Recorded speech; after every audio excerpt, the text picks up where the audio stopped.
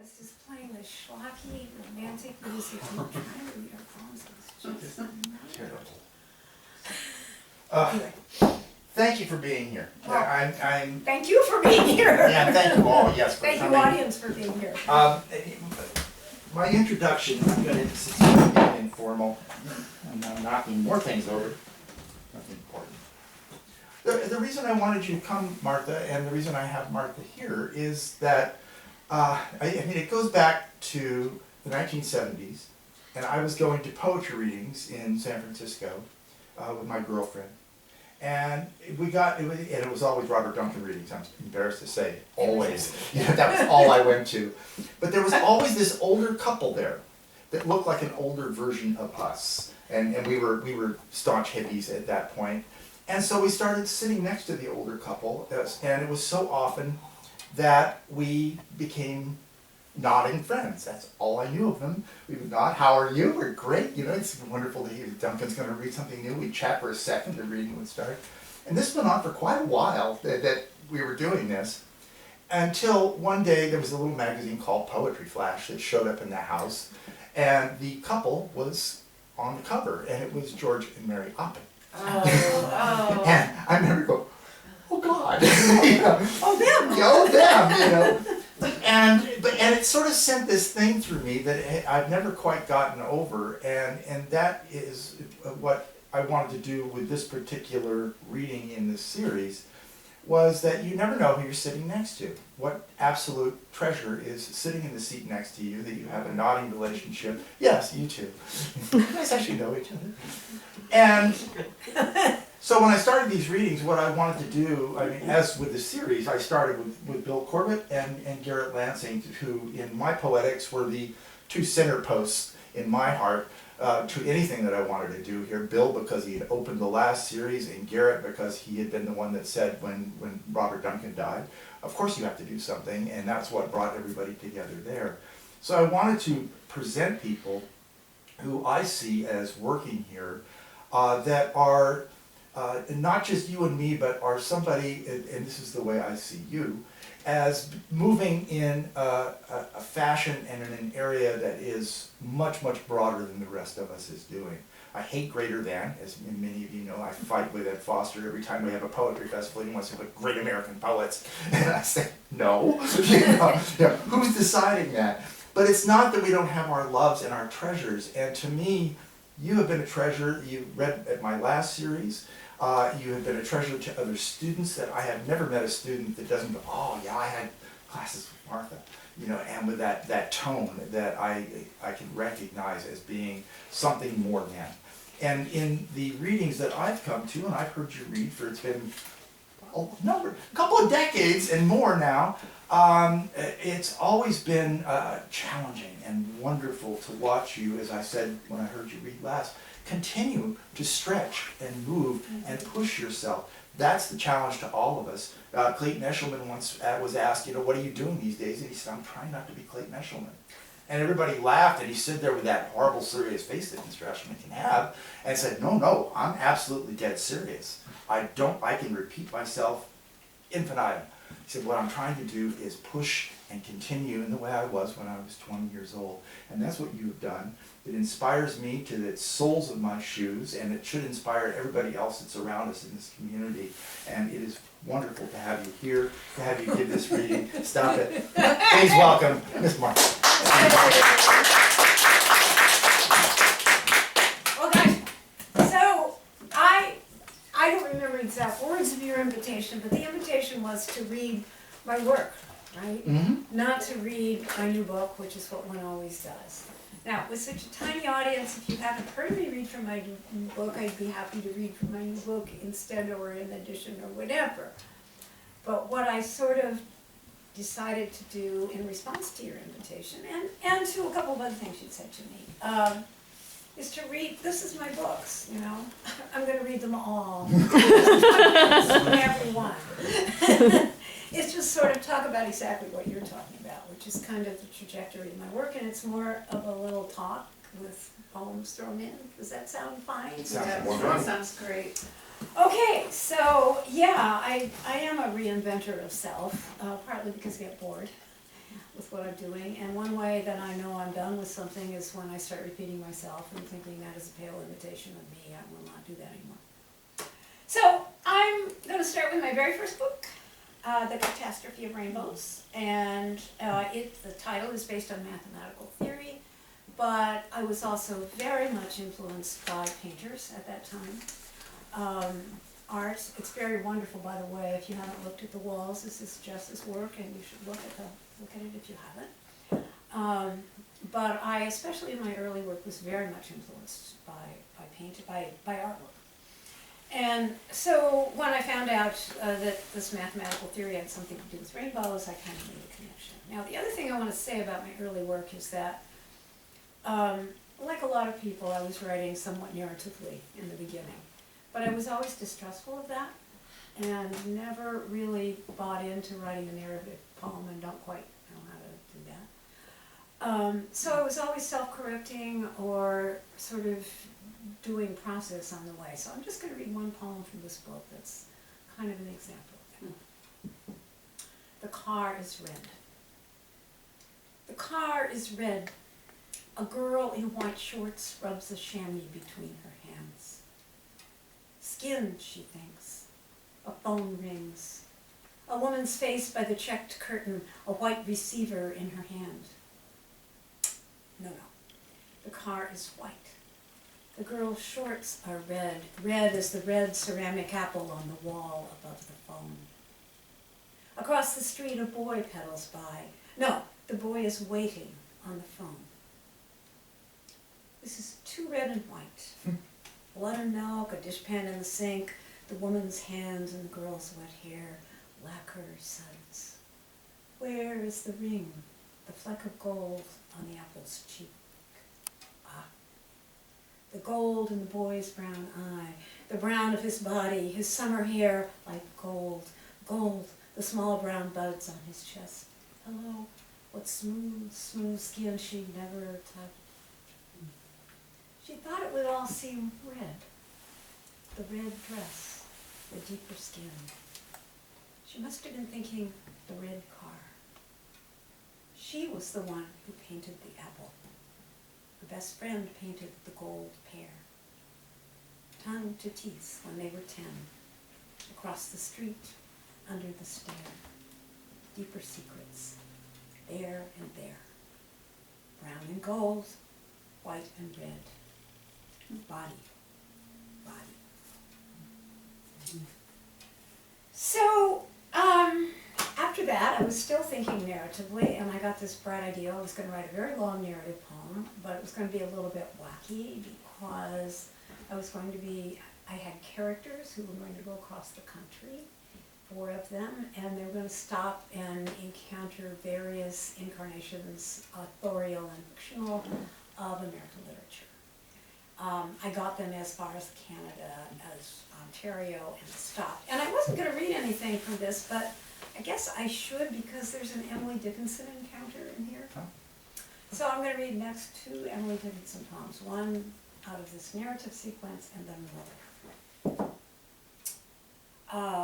Sarah and Julie are the 2 of the characters who are making this trip, and Julie is addressing this and the other poems to one of the guys. No. Yes. We're deep in the hills in the noon sun. When we come to the town where I leave you alone, that's the guy. I need to see how far she saw on her own. Because if I can find her here, not in the center, its tall dark steeples, not even the 7 doors of the house, but all around where her business lay, on the edge of the measureless rim of the circle that turns both ways at once. No, I say when you start from the car, this is for me. And Sarah takes my hand, and we walk through the gate to the white front door. But she's not here, the woman in white. Only a dress, and the paisley shawl, and the Civil War blanket she used in the garden, though there is something whole and done. The undivided self, says Sarah, the nuns know. But all alone and giving up? She got herself. She put on her body to write. We walk in the garden among the grass where all the flowers are growing up, and the petals glow a little rose, stretching, opening, full. Julie, they want less of us. They want us half, when we need whole. And opposition's complement is opposition still. So we got those characters as far as Ontario, and then I found myself with a year of a fellowship with nothing to do but sit and write. Sitting in Radcliffe Yard. I was not going anywhere, all the less across the country. I was not thinking in any linear way at all, and this was kind of the end of narrative. I was looking at my window, I was observing, I was thinking, I was reading, and things were coming to me in bits, non-linear bits, fragments.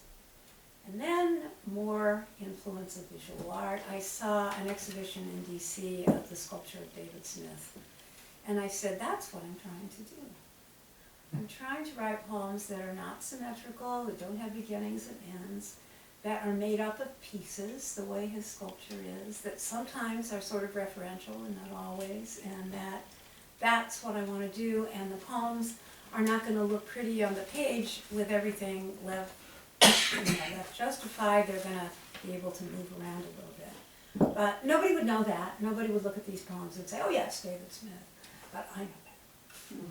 So I'm going to read a couple or three of these, and the first one is the Emily Dickinson one, which was written on her birthday. There's a word in here, awe. It's not aw shucks, it's A-W-E, and it's a quote from Dickinson. A little tiny bit of Freud at the end, too. Emily Dickinson. Deep in the hills, in the noon sun, through the white gate, through the white front door, up the stairs to the room in the white dress. Up the stairs to the cupola where the turning world, the trees, the hills beyond circumference returned. Is this what body comes to then, after the dinners, the talk, the wine? Hello, goodbye, is this the way, most I, most who I am? He was perfect muse, the God who was and was not there.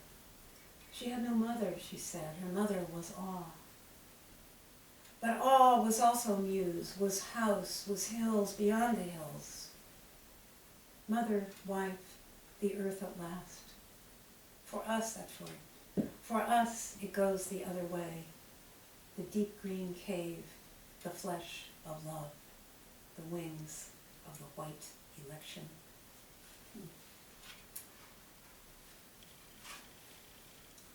Read. Oh, I have to read this one. This is a poem that's been going through my head a lot. I wrote this book in the early 1980s after Reagan had been elected, and that seemed like something pretty dire. I remember writing a line in something that went, if Canada then, if things get bad, and they won't let us in anymore, of course. But the last four lines of this funny little poem have been echoing in my head ever since 2016. I'll try to end on a brighter note from this book. Once running for life, having nothing to prove myself, I heard a steel door slam shut and felt on the narrow cot beside the seatless toilet safe.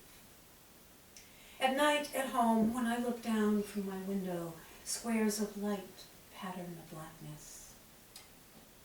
Lights go on and off all night, and far away in another state, a man arrives at a city jail and claims the frightened woman he calls mine.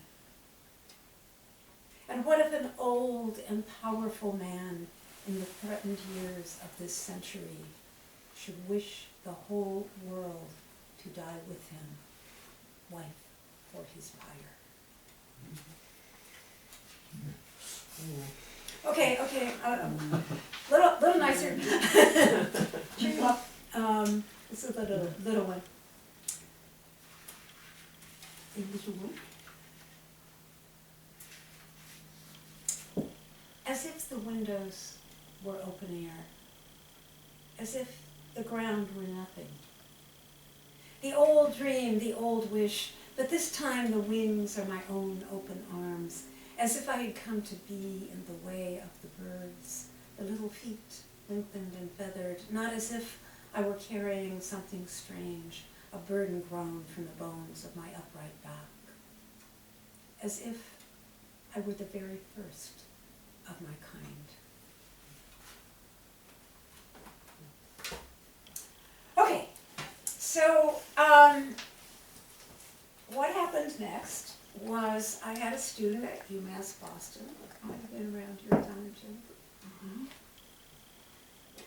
who wanted to do an independent project on John Ashbery, whom I had certainly read, but we spent the semester reading what was then there of John Ashbery. Now, no one would ever say that I write like John Ashbery, but that experience gave me a couple of things. One was just the license to do what I wanted to do, to listen to my head, instead of what anybody had ever taught me. And the second thing was just to sort of think of language in bits, in the way that I had tended to think of pieces of narrative or of imagery or of something visual. And so language became a much more malleable kind of piece of stuff for me. The next two books I published in the 90s, this one combines two of them. One of them went out of print, so the two got printed together, and I'll just read randomly from the two. But I'm going to begin with the title poem of the second one, which is kind of an epigraph that I wrote for the whole thing. Some things words can do. Play. Teach us to play. Play for us. Take us. Take us in. Take us out. Introduce us. Make something of us. Make us ours. Leave us. Leave us wanting.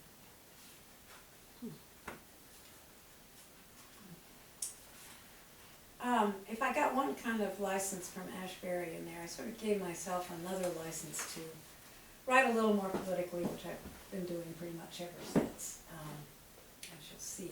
I said that I wasn't particularly being influenced by visual art anymore, but that is not true. The next poem has Jasper Johns deeply behind it in both statement and work. Background / information. As if a child dialed 411. Do we still have information? We used to be able to dial 411 and get somebody's telephone number. Is this so anachronistic that I have to tell people this? You don't know what this is? Dial 411. You're gonna have to explain it. Yeah, I know. I haven't read this poem for so many years. Okay. It existed within her lifetime, but maybe before she was. Before you were using the telephone. Before she was using Yeah. it. I had not, as I say, I haven't read this poem for years. Anyway, background information. As if a child dialed 411. You were supposed to ask for telephone numbers, right? That was the whole idea. As if a child dialed 411, asked, "What is the tallest building in the world?" And a voice replied, "We have no listing." Blanket statement he heard once, and wrapped himself in the words, as in a canvas that could wrap itself, edge painted to edge, body as tube. I'm not a real one, I just play one on TV, which means I got no parents, education, stuff like that, not even real trees, green, or sky, blue, behind me. Still, we agree. The document says what it says, and that was a neat idea, buying guns with the enemy's money. Paint the flag on the flag on the flag, and what do you get? You get paint. Listen, I'm talking paint, as in the painter spent the summer painting the house, as in 337 Beechwood Lane, or house, as in white with shutters and red door. There's a blue sky in the picture too. It's a blue world all over, they say. But I got a neat idea that day. I decided to paint a war. Mm-hmm.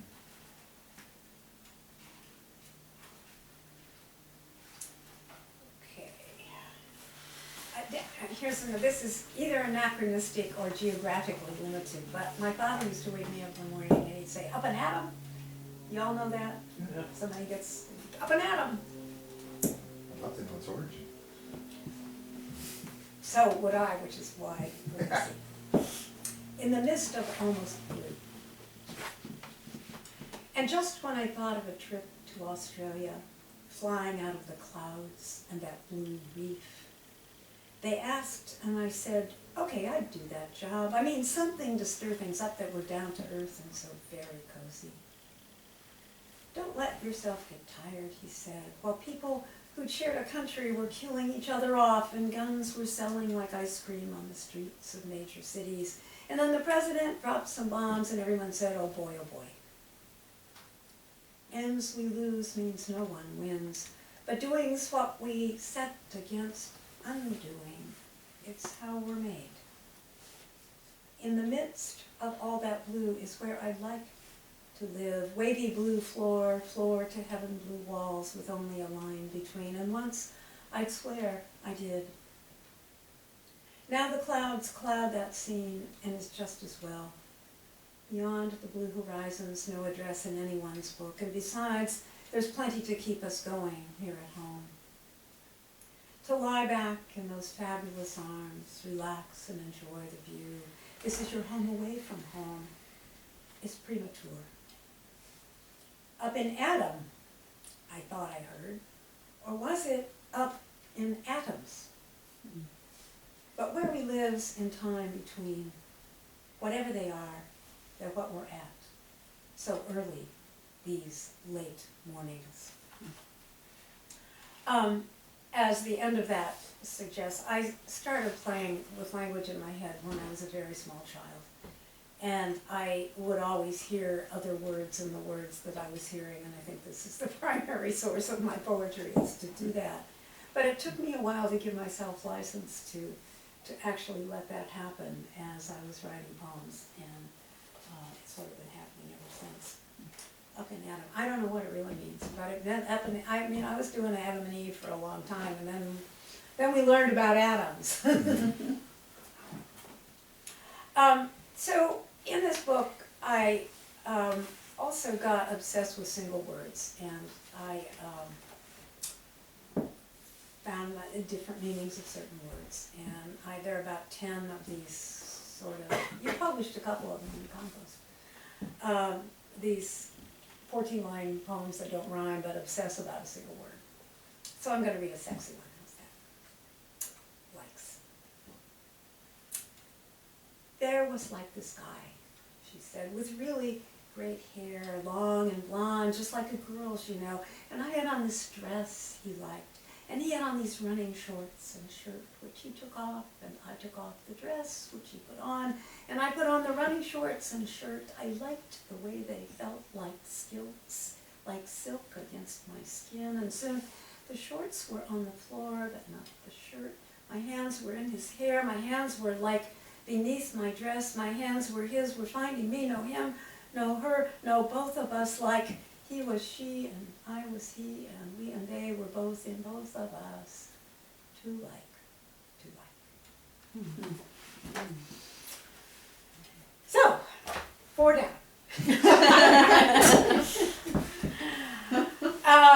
So art, language, art, language, a little bit of politics, and then 2000 something weird happened to me that sort of changed the direction of my work for a while. My father had told me that he had seen a man hanged when he was a kid in Cairo, Illinois, and I had assumed a public execution, and then I saw an exhibit of lynching postcards and discovered, first of all, that there were such things, that the postcards were made as souvenirs for people to send to their friends and keep after they'd seen lynchings. And that the images, of course, were sometimes quite horrifying, but I also found 10 from Cairo, Illinois, where my father told me he'd seen the hanging when he was a kid, and discovered that he was 5 years old when he'd seen this lynching, and that there were 10,000 people there, and the primary victim was an African-American man. I forgot to read a little middle part, but I'm just gonna skip that. No, I'm not. I'm not. Back up. Somewhere along the line I discovered translating Vietnamese poetry. Around the same time, my mother was in a nursing home experiencing dementia, and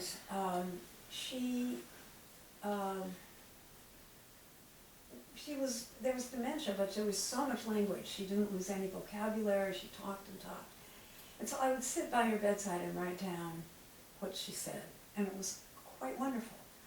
And sometimes it came out kind of straight. I published a couple of chapbooks after those books there, and one of them was just, they're sort of companions, they're kind of pretty, boy.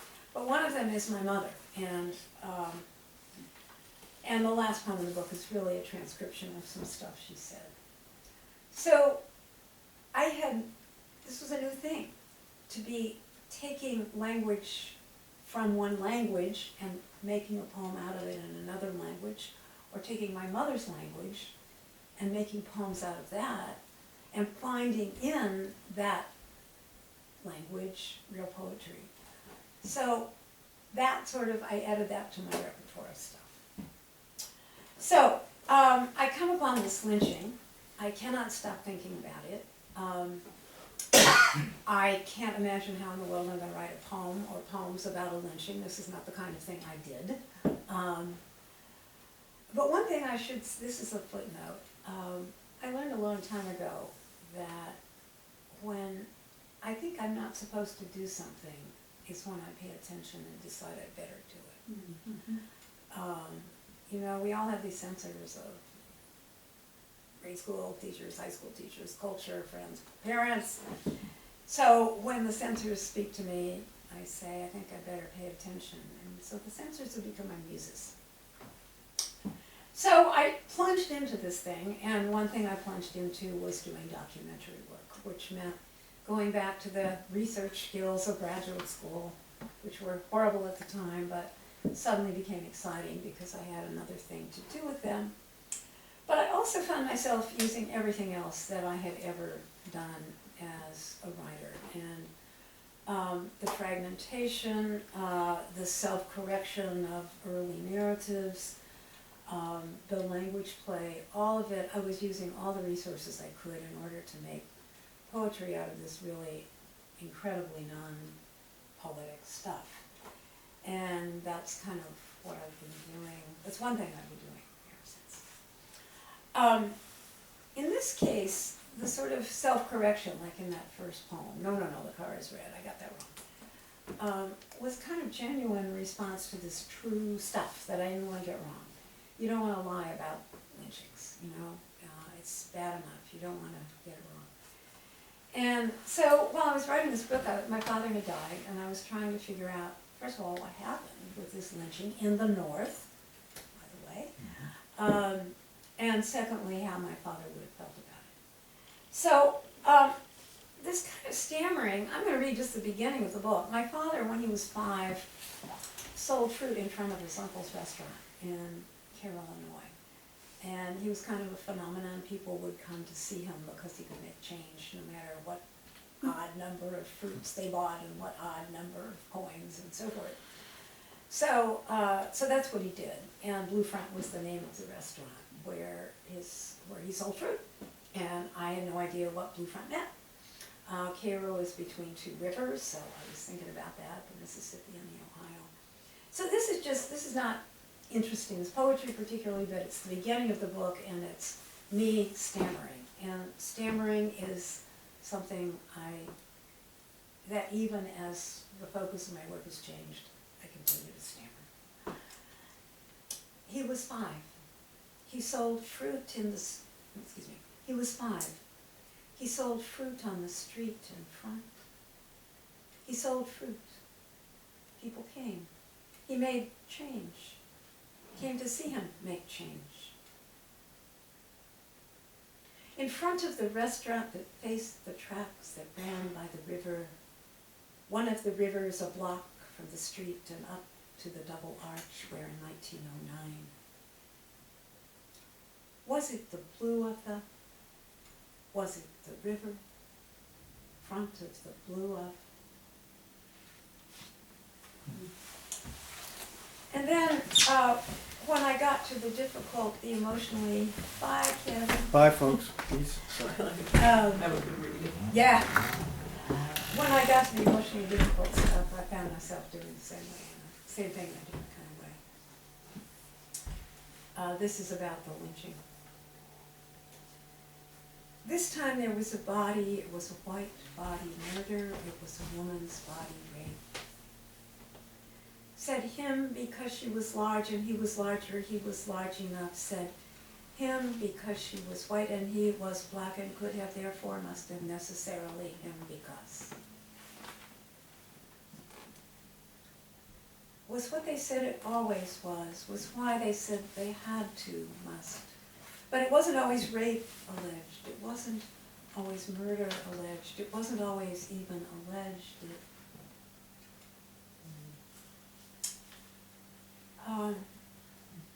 And here's another one of those things. The sexy one was before, but this is when I would get stuck dealing with this difficult stuff, I would pick one of the words that seemed relevant. Lynch. This particular victim was hanged, but the rope broke, so they shot him and then they burned the body. So I would take those words and play with them in the manner of Adam and Adams and Adam. And try to get, in the process of doing that kind of work, sort of I guess like when people rhyme a lot, you know, that you get distracted by that and so you get to get deeper into where you're going. So here's one of those. Pain. As a mirror on a wall or the fall of a dress, a shirt on a line to fasten to dry. On a rack or back in the closet again, a sweet curse on it all, sliver of nail, delayed attack. Shamed creature, a curse on itself, so the act of doing it changes the verb, tense with not quite right. With rope like a swing from a tree, from a pole like a flag, or holidays from an arch lit bright with lights. In the night, in the air like a shirt, without or with only a shirt, without like an empty sleeve. And I'll read, this is a more traditionally lyric poem than most things in here, but it's also a kind of collage of a whole lot of documentary material, including brochures from contemporary Carroll, Illinois, including little bits of history, a photograph, a bunch of stuff. There were trees on those streets that were named for trees. Oh, I'm looking at a map also. There were trees on those streets that were named for trees. Sycamore, cedar, poplar, pine, elm, where the woman's body was found, where the man's body was taken and burned. There must have been trees, there were trees on 7th Street in front of the house that stands in the picture behind the carriage that holds the boy's mother, the boy's cousin, the boy. And of course there were trees on Washington Avenue, wide boulevard lined with exotic ginkgos, stately magnolias. There were trees on that street that are still on that street, trees that shaded the fenced-in yards of the large Victorian houses, the mansion built by the man who sold flour to Grant for the Union troops. Trees that were known to the crowd that saw the victim hanged, though not on a tree. This was not the country. They used a steel arch with electric lights and later a lamppost. This was a modern event. The trees were not involved. So, where am I now? Do I want to pause? Are you tired of this run through? Should I just keep going? Yes, yes. Is Keep everybody going. warm enough? No. I'm getting cold. Yeah, I felt the room kind of, while you pause, let me throw another log on the fire.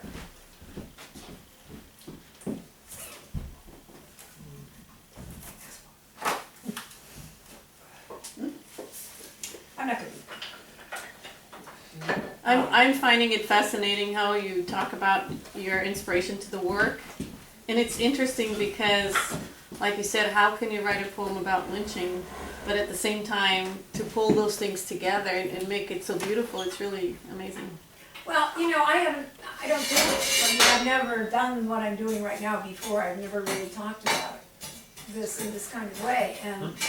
And I really am seriously nice and grateful to you because it's made me go back and look at my work and try to figure out where it all came from and it's interesting. It's just interesting. It is, and it's organic. I mean, that's the other thing. It's, Yeah, it's yeah. a living thing, so it's really... I'm having the wonderful memory of remembering sitting at the first time I heard you read, and it was probably either Joe or Bill that hauled me over there and said, you have to hear this woman, and just watching this whole other path, as you keep describing for yourself, open up for me.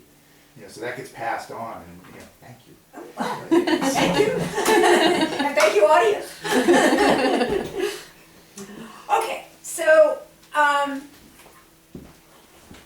did a lot of readings from Bluefront, and I did a lot of Q&As, and a question I got more than once was, how does it feel to be a white person writing African American history? And I had a real short answer for that. I said, okay, because there are poems that sort of trace the lynching and the events leading up to it and after.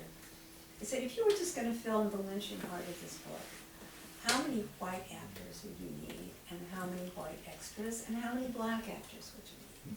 This is not just African American history. But I got quite obsessed with that, and I began to think, okay, this is a book that dealt with my history, my own racist history. I'm a northerner, you know, slavery was something that happened in the South. They did the bad things, we were good. So I thought, I guess maybe I have to do it with me.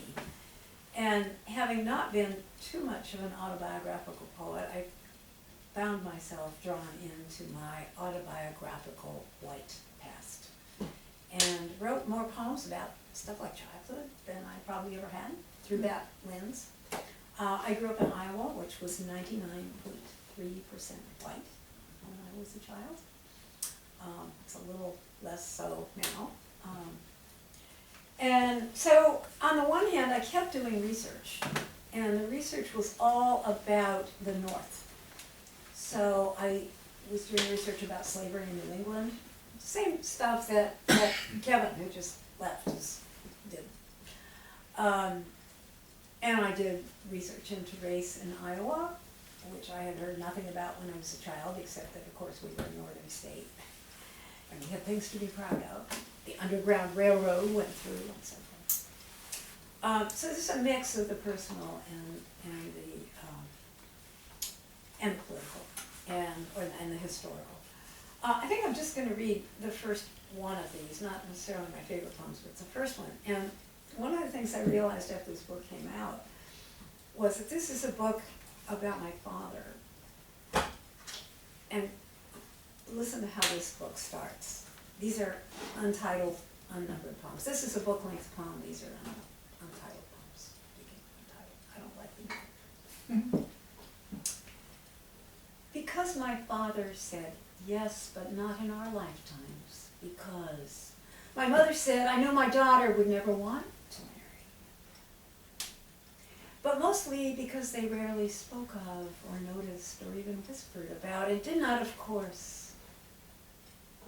Because magazines rarely, TV rarely, textbooks rarely, or not at all, except for figures like George Washington Carver, who lived in our state. Because among the crayons there was one called flesh. Because paintings rarely or never until, because books from the library never until, because college literature not at all. The American Lit Anthology had only Gwendolyn Brooks, who was not assigned. Because a few years after Brown v. Board of Education, I wrote a paper that took the position, yes, but not yet. So there are a bunch of those. They're all white papers, and they all have numbers.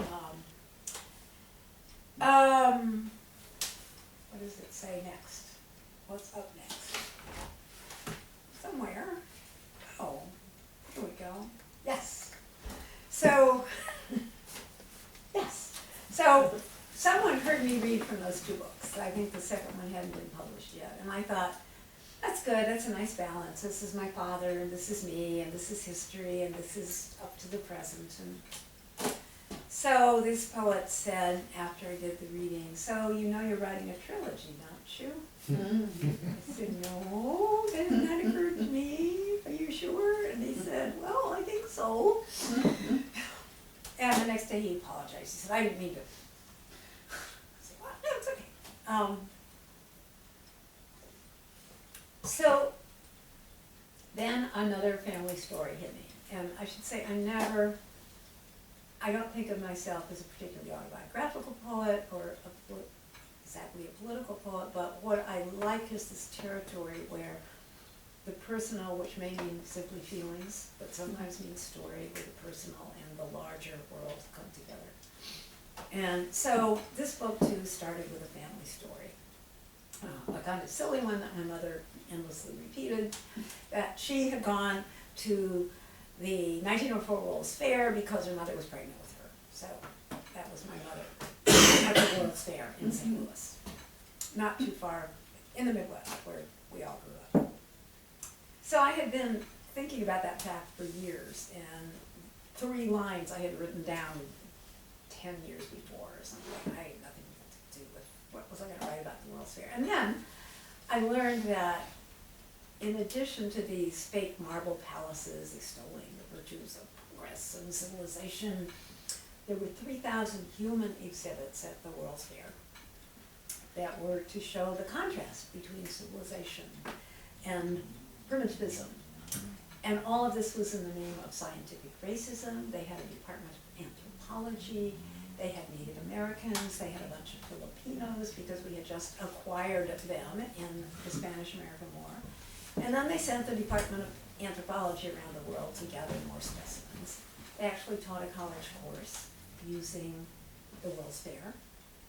And then I found out, one thing led to another, I won't go into it here, but I found out that one of the exhibits at that fair became, as a pig meat from Africa, became an exhibit in the New York, then the Bronx Zoo. That the founder of the Bronx Zoo was himself one of the most important eugenicists of the 20th century. The whole scientific racism came to be known as the eugenics movement and led to involuntary sterilization, to purify our race, to increase anti-miscegenation laws, to increase anti-immigration laws, which are so resonant. I mean, the rhetoric of this time is so familiar today, it's just appalling, and you know where we came from. So I could go on about that, but all I'm going to do is just read a little documentary section that sort of tells you how I got from A to B, and not to Z. And these are the 3 lines that have been in my head forever. Or 2 lines, maybe. My mother went inside her mother. Mother and father went in. What did they learn?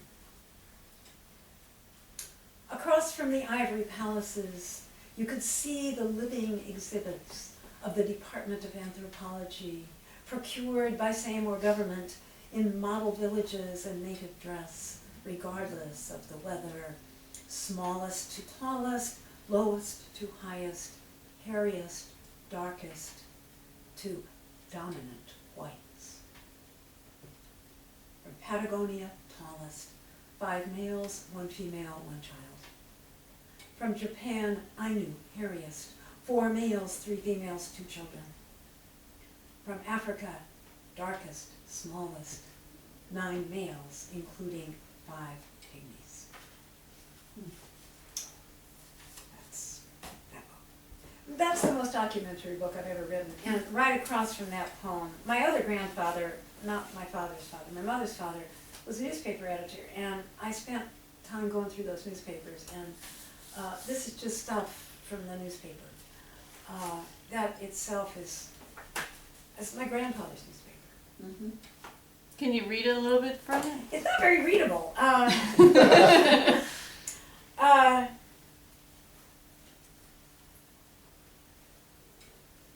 Well, okay, this is just the World's Fair. The Great Louisiana Purchase Exposition opened Saturday. 105 was the moment that first saw the flags from thousands of masts mysteriously unfold and fountains began to play, and the massive machinery set in motion in response to the touch of President Roosevelt in Washington. Across the broad avenues and spacious terraces of the great Ivory City, representatives of all nations elbowed one another. Tall and gaunt Patagonians walked side by side with Eskimo. Subjects of the Mikado sauntered along the roadway, casting furtive glances at fierce Cossacks. Sooty Nubians jostled yellow Mongols, and picturesque Turks, Moors, and Sudanses added rich color to the picture. Of course, Europe was represented. Oh, I think my grandfather did that because he wrote the editorials for the paper. It's gorgeous. So, that's another story. He died when I was 5, but he would write letters to people on his linotype machine for special occasions, so people would get these newspaper columns. This is long before my time too. But you would get these, that I can remember, you'd get these columns, people would get these columns that would look like it was cut out of the newspaper. And so, after he had been to see me when I was 1 month old, he wrote back and said, "Say, Marty, old girl, when you get your first world-throwing literary manuscript published, just send it to me for its first review." Oh. 1 month! 1 month old! And I wasn't finished grandchild. Okay, so, that's some territory. And, I was happy in that territory, but 2 things happened right after I finished Blue Front, the first of these things. I discovered I didn't know how to write a short poem anymore. And I still really don't do it very often at all. I just don't think that way anymore. It's like a short story writer who becomes a novelist. You just, I think you're a little like this. a little bit. So that was one thing. And the other thing was that I had been so out there, even though these things connected, my father and the lynching connected to me, my personal life was just on hold for poetry. And then my mother died in 2004. My husband was going in for serious surgery that he might not recover from. And I didn't know what to do about the writing. And so somehow it occurred to me that I would write 7 lines a day for each day of October 2004 while my husband was in hospital. Now, I don't know about anybody else who writes poetry, but I always think that I'm doing something nobody else has ever done. And then I remembered sometime later that one of my students had done this for her senior project.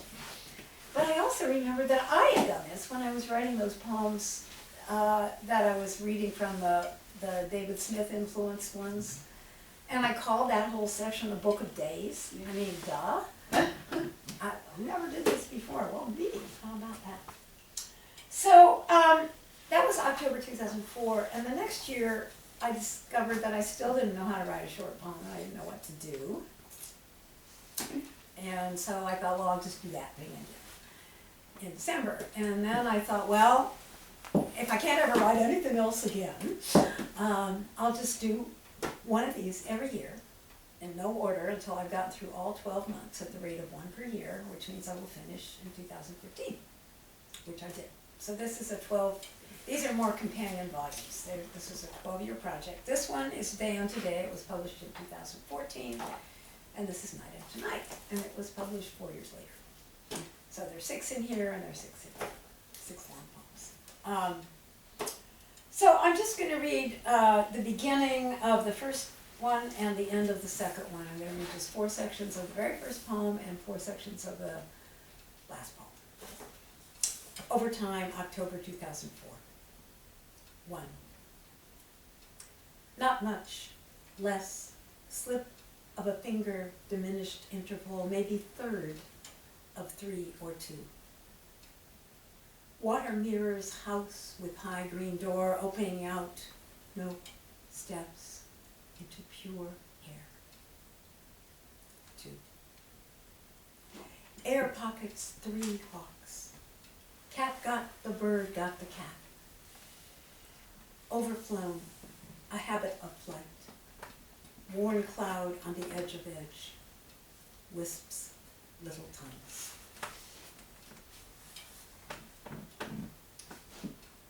3. Tongues at work. Talk today. It's my mother. She did for an hour or more. My first her who gave me words. Then at the end, before merely, oh. A moment of more, perhaps. Oh sweet and blessed could be, oh my soul. 4. Soul slept, called in sick.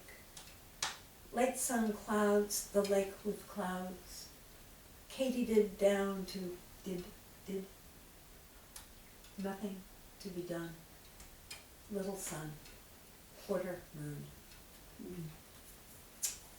I think I should just skip to my last book, because we've been here a while. We're fine. No, we're good. Okay, all right, well, I only have, okay. It's like a warm Stick- bath, please. Stick to the plan. Yeah. Okay, this is the 4 sections, the first 4 sections of the last of these 12 months. And one of the things that happened, personal though these began, was that I was writing every day, and the news of the day and the news that was affecting us all began increasingly to get in the poems. All of them reflect the seasons, duh. If you're gonna walk through November, you're gonna see some leaves and stuff. And they also reflect the holidays. And in the Christian year, November begins after Halloween, the Hallowed Eve, with All Souls Day, All Saints Day, which becomes All Souls Day, the Day of the Dead. So this is quite elegiac in the beginning. Leaving behind, November 2015.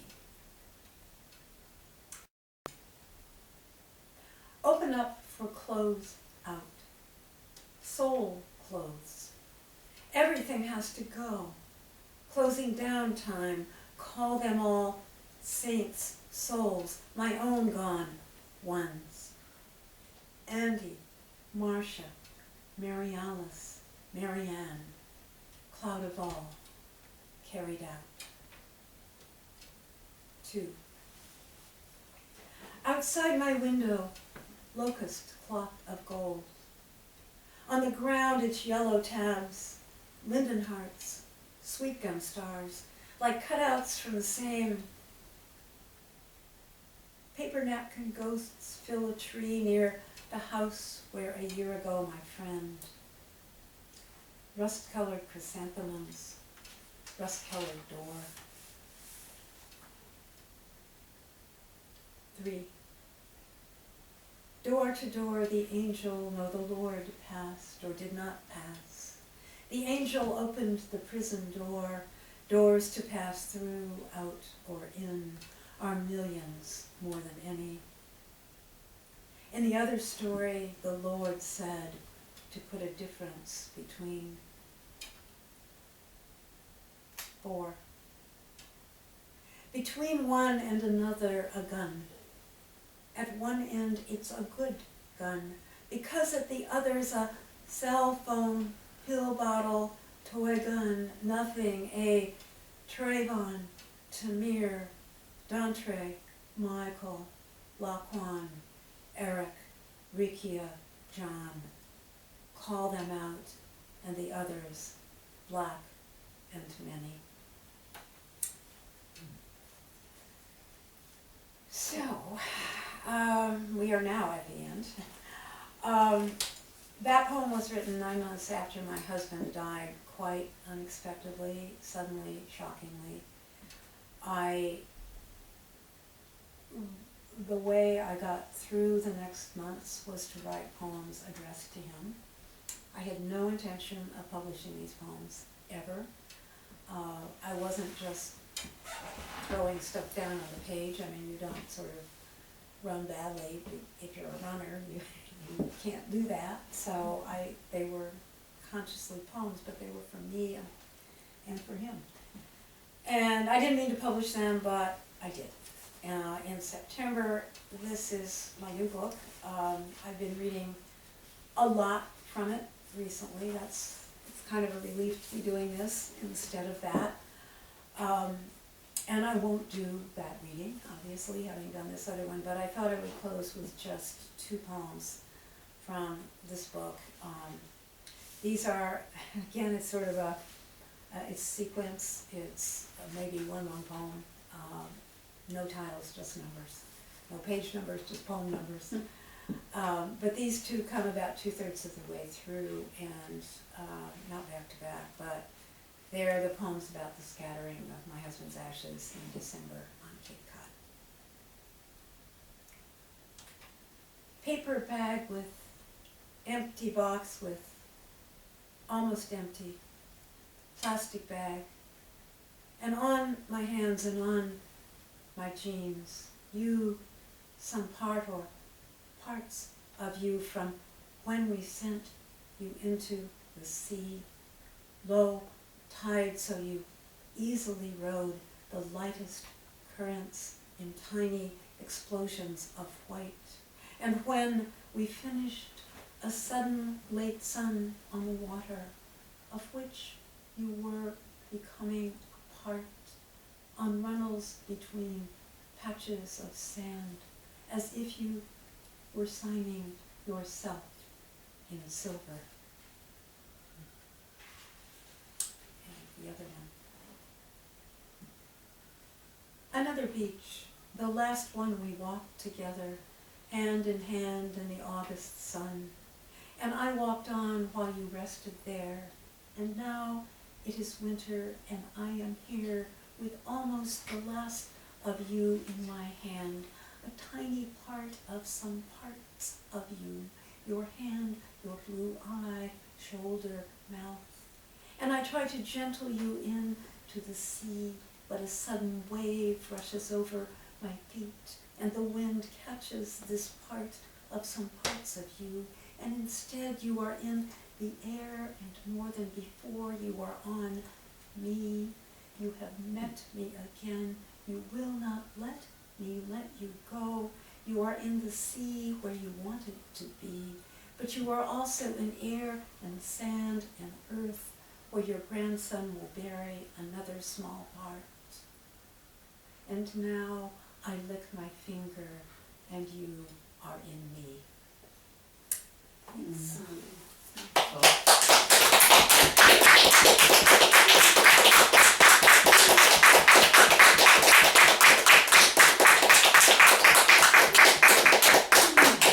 Thank you for being my audience. Thank you for doing this. Yeah, thank you for Thank asking. you so much. Thank you all for being here. You know, Yeah. when I was out here, the boards falling on my head, trying to construct this room, you know, I had this fantasy of bringing poetry, and poetry with a capital P, you know, and letting it flow in here. And we've had readings, and we've had poetry, and we've had you now. And this is... There were readings and there was poetry. Now and there's there's you. my Stop. By which I mean, you have now set the bar up here for what it means to bring poetry in this room, and I can't thank you enough, because this is, to sit here through this is an extraordinary experience.